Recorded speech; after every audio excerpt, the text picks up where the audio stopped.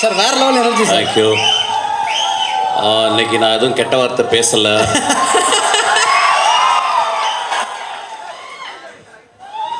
ஒரு கொம்பு அறுத்து எடுத்துட்டாங்க, அதனால் ஒரே ஒரு கொம்பு தான் இருக்குது.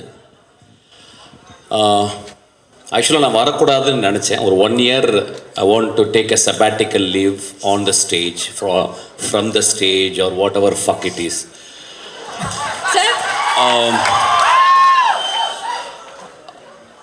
பட் ஆனால் 3 பேருக்காக இந்த மேடையில் வர வேண்டியிருந்துச்சு.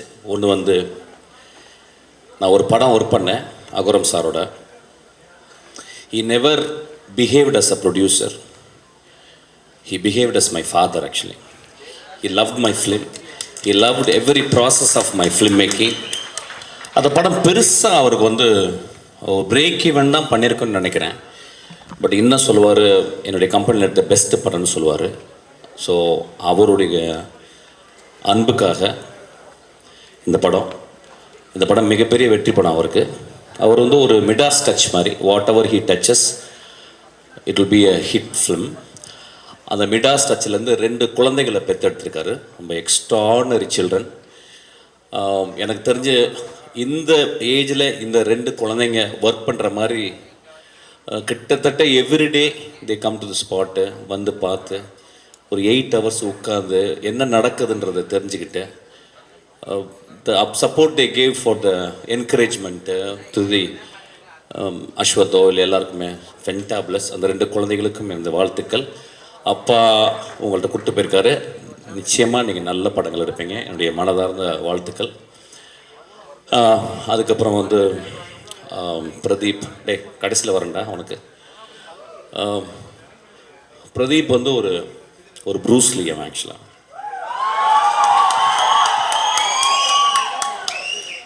இன்னும் அவன் எதுவும் ஃபைட் படம் பண்ணலை, ஒரு வேளை என்கிட்ட பண்ணாலும் பண்ணுவான்னு நினைக்கிறேன்.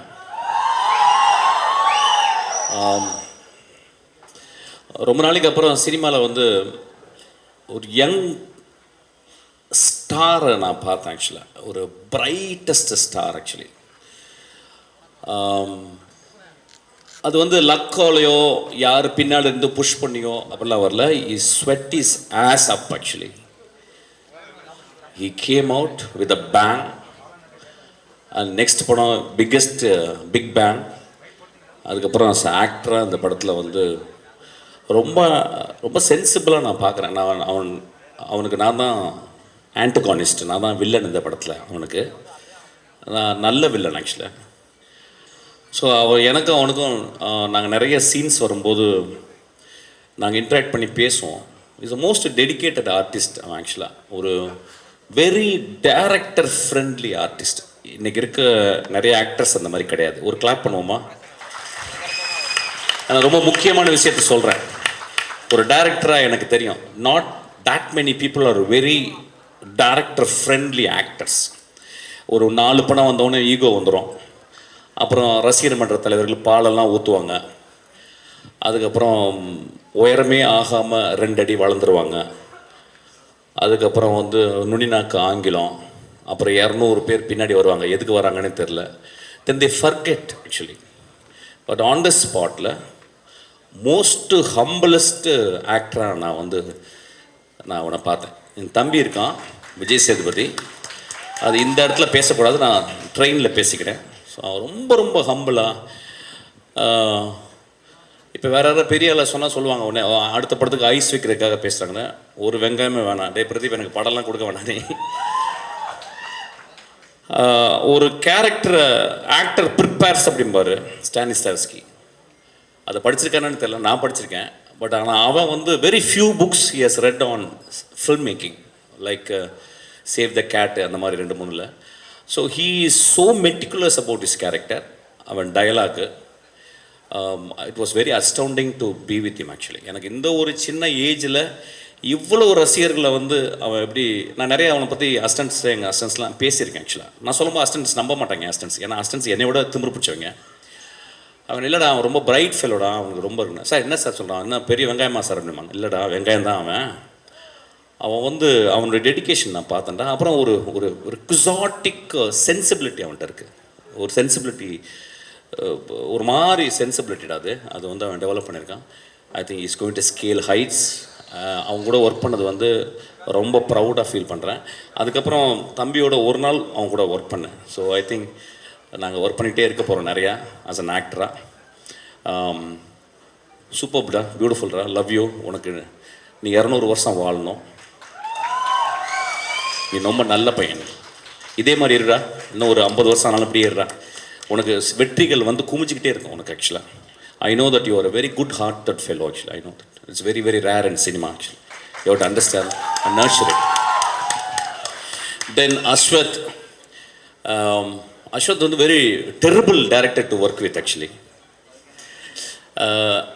ஏன்னா அஸ்வத் வந்து 2 விதமாக அட்வைஸ். அஸ்வத் வந்து எப்படின்னா வந்து ஸ்பாட்டில் இருக்கும்போது ரொம்ப டிக்டோட்டரியில் இருப்பான். அதாவது வந்து ஒரு டயலாக் பேசும்போது கூட நானும் பிரதீப் நாங்கள் கேலி பண்ணிப்போம். பிரதீப் லைட்டாக மிஸ் பண்ணுவான். உடனே வந்து இல்லை அப்படி பேசக்கூடாது, இப்படி பேசி, இந்த வார்த்தையை இங்கே பேசு அப்படிமா. அப்புறம் நடக்கும்போது ஒரு ஸ்டெப்பு விட்டு 2 ஸ்டெப்பு இப்படி போகக்கூடாது, ஒரே ஸ்டெப்பு தான் அப்படிமா. நாங்கள் 2 பேரும் சிரிச்சுப்போம் ஆக்சுவலாக. பட் நாங்கள் 2 பேரும் டேரக்டர்ஸ், எங்களுக்கு தெரியும் நாங்கள் இருக்கும்போது நாங்கள் அப்படி தான் இருப்போம். ஸோ ஒரு டேரக்டர் அப்படி தான் இருப்போம். நடிகனாக இருக்கும்போது எங்களுக்கு கஷ்டமாக இருக்குது. டேரக்டராக இருக்கும்போது அந்த ப்ராசஸ் வந்து we cannot enjoy, but we have to understand actually. So such a hard working, very smartest guy. ரொம்ப சிம்பிளாக அந்த படம் ஹிட் ஆகும். படம் பெரிய ரொம்ப எகிரி குச்செல்லாம் அப்படிலாம் பண்ணணும்னு இல்லை, ரொம்ப சாதாரணமாக அந்த படம் ஹிட் ஆகும். ஏன்னா இந்த படத்தில் ஒரு அழகான மாரல் சொல்லியிருக்கான். ஒரு மாரல், அதாவது இந்த காலத்து இளைஞர்களுக்கு சொல்ல வேண்டிய, இந்த காலத்து இளைஞர்களுக்கு எப்படி சொல்லணுமோ அந்த மெத்தடில் ஒரு மாரல் சொல்லியிருக்கான். So it's a story. It is not a simple story. It is a deeply இன்கிரைன்ட் in morality. எனக்கு அதனால தான் அவனுக்கு ரொம்ப பிடிக்கும். ஒரு காலேஜ் பையன் வாழ்க்கையில் எப்படி இருக்கணும் அப்படின்றத அவன் அனுபவத்தை வச்சு வீவ் பண்ணி சொல்லியிருக்கான். So it is a very very important film. சொன்ன விதம் வந்து ரொம்ப ஹாப்பியாக, என்னை மாதிரி சீரியஸாக சொல்ல மாட்டான். எனக்கு வந்து இப்போ நான் வந்து ஒரு லஞ்சு சாப்பிட்டேன்னா அட்லீஸ்ட் ஒரு தலையாவது அந்த லஞ்ச் பாக்ஸில் மேலே இருக்கணும், இல்லைன்னா லஞ்ச் சாப்பிட்ட மாதிரி இருக்காது. பட் அவன் ரொம்ப கூலாக நிறைய பெண்கள்லாம் வச்சு ரொம்ப ஹாப்பியாக சொல்லியிருக்கான். It is a methodology, different methodology. But is a very very meticulous director. Direct பண்ணும்போது நிறைய டேக்ஸ் வாங்குவான். அதுதான் ரொம்ப சந்தோஷப்பட்டு நான் டப்பிங்கில் போயிட்டு அப்பா ஃப்ரீயாக போனேன்னா டைரக்ஷனோட டப்பிங்கில் நிறையா டேக் எடுத்தான். நான் வந்து ஒரு 4 டிஸ்பிளேஸ்மெண்ட்டு, ஒரு நிறைய ஊர்கள், காரைக்குடி, திண்டுக்கல், மதுரை, மெட்ராஸு, யூரோப்லாம் நிறையா போயிட்டு வந்திருக்கேன்னா. ஆனால் அவன் ஒவ்வொரு வார்த்தையும் சொல்லிக் கொடுப்பான். சார் இங்கே வாங்க அப்படின்றத இங்கே வாங்கன்னு சொல்லுங்கள். நான் சொல்லுவேன் இங்கே வாங்க. இல்லை சார் அப்படி சொல்லக்கூடாது, இங்கே வாங்க அப்படி சொல்லுங்கள் சார். எனக்கு ஒன்றும் டிஃப்ரென்ஸே புரியாது. கடைசியில் அவன் சொல்ல நான் திருப்பி பீட் பண்ணி அவன் சொன்ன மாதிரி இங்கே வாங்க அப்படிம்பேன். ஆக்சுவலாக அந்தளவு மெட்டிகுலஸ்ஸு. இது ஏன் சொல்ல வரேன்னா, தீஸ் ஆர் ஆல் ஸ்ட்ரென்த்ஸு. இதை ஏன் நான் ஹைலைட் பண்ணி பேசினா, தீஸ் ஆர் ஆல் ஸ்ட்ரென்த்து. நீ கடைசி வரைக்கும் அப்படி தான் இருக்கணும். You going to scale heights again. But என்னென்னா நான் என்ன சொல்லுவேன்னா, அடுத்து உடனே இன்னொரு ஜாக்பாட் அடிச்சிட்டேன், சிம்புக்கு படம் பண்ணிட்டேன். மை அட்வைஸ், ஏன்னா ஏன் சொல்கிறேன் அட்வைஸ் சொன்னேன்னா, என்னுடைய நிறைய லெக்சர்ஸ் வந்திருக்கான். அது வந்து ரொம்ப ஹம்பிளாக என்கிட்ட சொல்லியிருக்கான். உங்கள் இன்டர்வியூஸு, உங்களுடைய லெக்சர்ஸ்லாம் நான் கண்டினியூஸாக வந்து பார்ப்பேன் சார், பெரிய இன்ஸ்பிரேஷன்ஸாக சொன்னான். நான் என்ன பண்ண சொல்கிறேன்னா, இப்போ you are a very very talented man. The stories which you are telling is to next steps. ஆனால் I want you to have a big leap into an extraordinary storytelling, because you have to live up to that. You have a greater talent. You please understand that. அவனுக்கு ஒரு பெரிய claps கொடுங்க. இந்த படம் வெற்றி படம், அடுத்த படமும் வெற்றி படமாக தான் இருக்கும். ரொம்ப சென்சிபிளாக ஒர்க் பண்ணுறான். இதை நிறைய அசிஸ்டன்ட் டைரக்டர் வந்து புரிஞ்சுக்கணும். அவன் வந்து ஒரு ஷார்ட் ஃபிலிம் மேக்கராக இருந்து, ஒரு இன்ஜினியரிங் படிச்சுட்டு, கிராஜுவேட் படிச்சுட்டு வந்து சினிமா மேலே பேஷனாக இருந்துட்டு ரொம்ப அழகாக எப்படி கதை சொல்லணும்னு சொல்லியிருக்கான். ஆக்சுவலாக நாங்கள் ஒரு கேள்வி கேட்கும்போது அதுக்கு வந்து 6 பதில் வச்சுருக்கோம் ஒவ்வொரு கேள்விக்கு. So it is so beautiful to work with him. வேறு என்ன பேசுறது, கான்ட்ரவர்சியெலாம் பேசுறதுக்கு எனக்கு டைமும் இல்லை. நான் சீக்கிரமாக போகிறேன். பேட் கேர்ள்னு ஒரு படம் வரவே இல்லை. அதை வந்து அமுக்கிட்டோம். அதுக்கு பல காரணம் சொல்லிட்டோம். அந்த பேட் கேர்ள் எடுத்தது ஒரு பெண். அது பல காரணங்கள் இருக்கலாம். அதுக்கு போராட வேண்டிய காரணம், அதுக்கு வந்து எல்லாமே சொல்லலாம். ஆனால் ஒரு பெண் எடுக்கப்பட்ட ஒரு படத்தை வெளியே வரவிடாமல் ட்ரைலர் வந்ததுனால அந்த படத்தை கீழே போட்டு அமுக்கிறது வந்து இட் இஸ் ஸோ அன்ஃபேர். இங்கே நம்ம ஒரு நல்ல படத்துக்காக உட்காந்து, ஜாலியான படத்துக்காக எல்லோரும் கை தட்டுறோம். ஒரு பெண் உள்ளே உட்காந்து கலங்கிக்கிட்டே உட்காந்துருக்கா. எனக்கு அது மனசாட்சியை உறுத்துது. So I just want to talk about this. I want to record this. So சினிமாவில் இருக்கவங்க எல்லாருமே சேர்ந்து ஈவன் பொலிட்டிஷியனோட பேசி அதை கட் பண்ண வேண்டிய இடத்த கட் பண்ணி சென்சார் பண்ணி அந்த படத்தை திரைக்கு கொண்டாடணும். ஒரு பெண் டைரக்டர் ஆகணும், ரொம்ப இம்பார்ட்டன்ட். It's very important. ஒரு 40 வருஷத்துக்கு 20 வருஷத்துக்கு ஒரு பெண் டைரக்டர் தான் வரா. அந்த பெண் வரணும். அந்த படத்தில் நிறைய விஷயங்கள் சொன்னாங்க. ஆனால் எக்ஸ்ட்ராடனரி ஃபில்ம் மேக்கிங் அந்த படத்தில் நான் ட்ரைலரில் பார்த்தேன். So we have to, it is not that we should talk against people, politicians or something. அவங்க சொல்கிறதுல நியாயம் இருக்கும். பட் எல்லாருமே கருணையோடு நினைத்து பார்த்து அந்த பெண் குழந்தை ஒரு படத்தை செய்திருக்கிறாள். அந்த படத்தை வெளிவரதுக்கு நம்ம எல்லாரும் கேட்டுக்கணும், கெஞ்சி கேட்டுக்கணும்னு நான் கேட்டுக்கிறேன். Thank you so much. Thank you so much sir. So it's a great evening.